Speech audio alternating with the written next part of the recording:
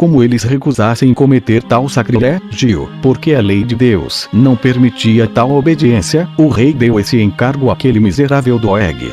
Este, juntamente com alguns celerados semelhantes a ele, massacrou Aimeleque e todos os de sua família, e o número total foi de 385 pessoas. Porque o horrível furor de Saul ainda não estava satisfeito.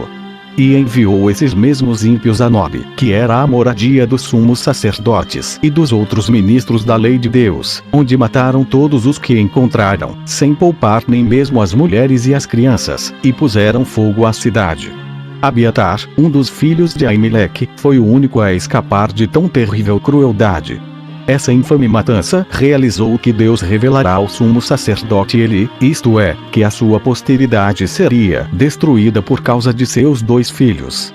Essa detestável ação de Saul, que pela mais horrível das impiedades não receou derramar o sangue de toda a casta sacerdotal, sem mesmo poupar os velhos e as crianças, nem temeu reduzir a cinzas uma cidade que o próprio Deus escolhera para ser a moradia de seus sacerdotes e profetas, demonstra até onde pode chegar a corrupção do espírito humano. Enquanto a mediocridade de sua condição os impede de fazer o mal a que a sua inclinação os leva, parecem mansos e moderados, mostram amor pela justiça e pela piedade e estão convencidos de que Deus, que está presente em toda parte, vê todas as suas ações e penetra todos os seus pensamentos. Mas quando se veem elevados pela autoridade e poder, mostram que não tinham no coração aqueles sentimentos e, tal como os atores, que depois de trocar as vestes, apresentam-se no palco para representar um papel qualquer ou outro personagem, eles aparecem em seu natural. Tornam-se audaciosos e insolentes, desprezando a Deus e fazendo pouco caso dos homens. Dessa forma, embora a grandeza de sua posição, que expõe até as menores de suas ações à vista de todos, os devesse fazer agir de maneira irrepreensível, eles julgam que o próprio Deus mantém os olhos fechados ou os teme, e passam a desejar que ele aprove que os homens achem injusto tudo que o seu temor, o seu ódio e a sua imprudência lhes inspiram, sem preocupação com as consequências. De modo que, depois recompensar com muitas honras os grandes serviços, não se contentam em privar delas, por meio de falsas denúncias e calúnias, aqueles que os prestaram e que as tinham tão justamente merecido. Tiram-lhes até mesmo a vida. E agem assim não no uso legítimo de seu poder, como na punição dos culpados, mas com ações de injustiça e de crueldade, oprimindo inocentes, os quais, sendo-lhes inferiores, não se podem livrar de suas violências. Saul, como acabamos de ver, é disso um nítido exemplo. Pois, pode haver algo mais estranho que, após o governo aristocrático e o dos juízes, ele, o primeiro a ser feito rei sobre todo o povo de Deus, tenha, por uma simples suspeita, matado Aimeleque e mais de 300 sacerdotes e profetas, queimado a cidade deles e o sepultado nas ruínas, sem se incomodar que, não restando mais nenhum ministro da vontade de Deus, o templo ficasse inteiramente abandonado.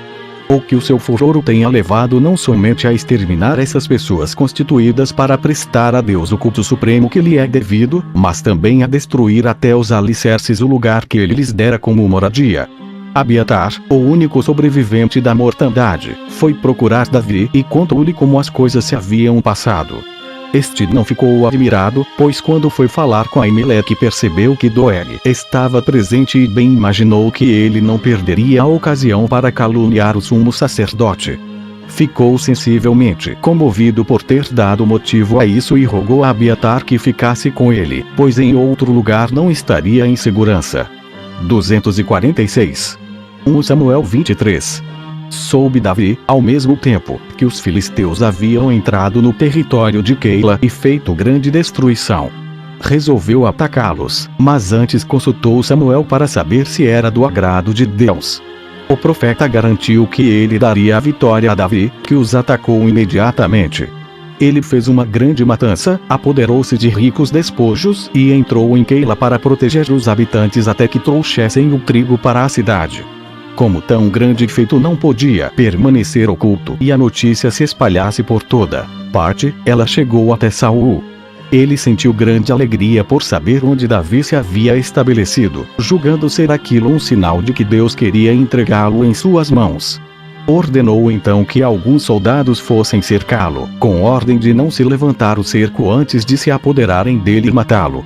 Deus, no entanto, revelou a Davi que ele estaria perdido se não se retirasse imediatamente, porque os habitantes de Keila o entregariam nas mãos do rei, a fim de terem paz com ele. Assim, partiu com os seus 600 homens para o deserto, até uma colina de nome Áquila, e Saul viu frustradas as suas esperanças. Do deserto, Davi passou ao território de Zif, um lugar de nome Oreza. Jonatas foi até lá encontrar-se com ele, para abraçá-lo e para conversarem. Exortou-o a esperar para o futuro, não obstante a infelicidade presente. Assegurou que Davi ainda reinaria sobre todo o povo e que não era de admirar que para chegar a tão alta posição fosse mister suportar tão duros sofrimentos. Renovaram depois, com juramento, os protestos de amizade e tomaram a Deus como testemunha. Fizeram imprecações contra aquele que a eles faltasse, e Jonatas regressou, depois de ter dado a Davi essa consolação, naquele momento de infelicidade.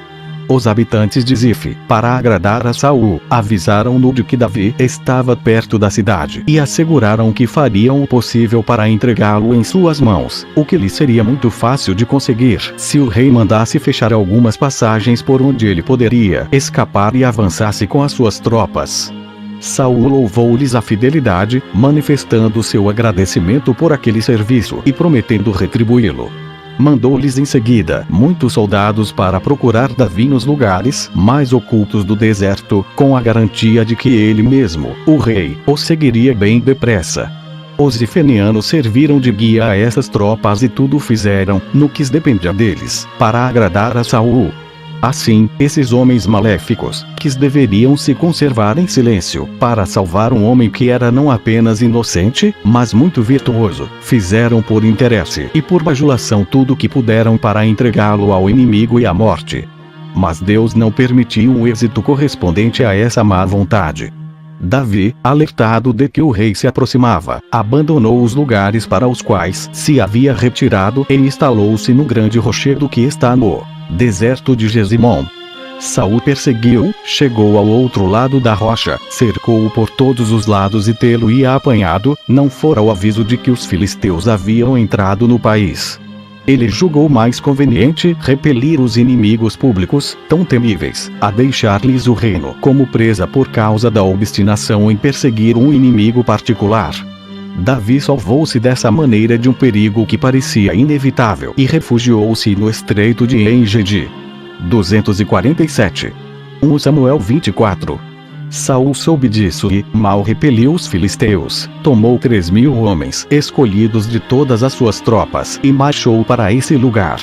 Impelido por uma necessidade, o rei entrou sozinho numa caverna muito espaçosa e profunda, onde Davi se havia escondido com todos os seus homens.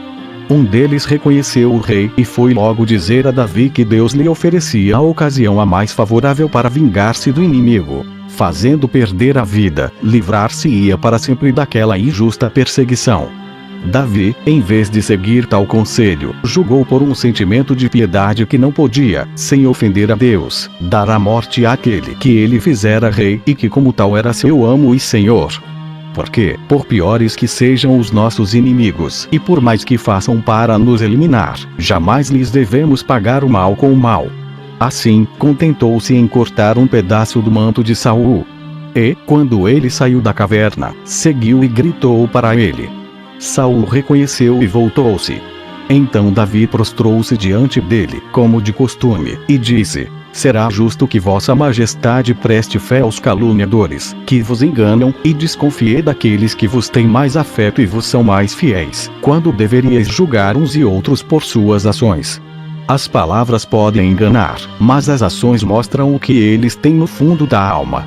Vossa majestade acaba de conhecer, pelos efeitos, a malícia daqueles que me acusam sem cessar de más intenções, em que jamais pensei e que não poderia executar mesmo que as tivesse. No entanto, eles levaram vossa majestade a empregar toda espécie de meios para me matar. Mas, como vossa majestade pôde ver, a afirmativa de que atentei contra a vossa pessoa é falsa.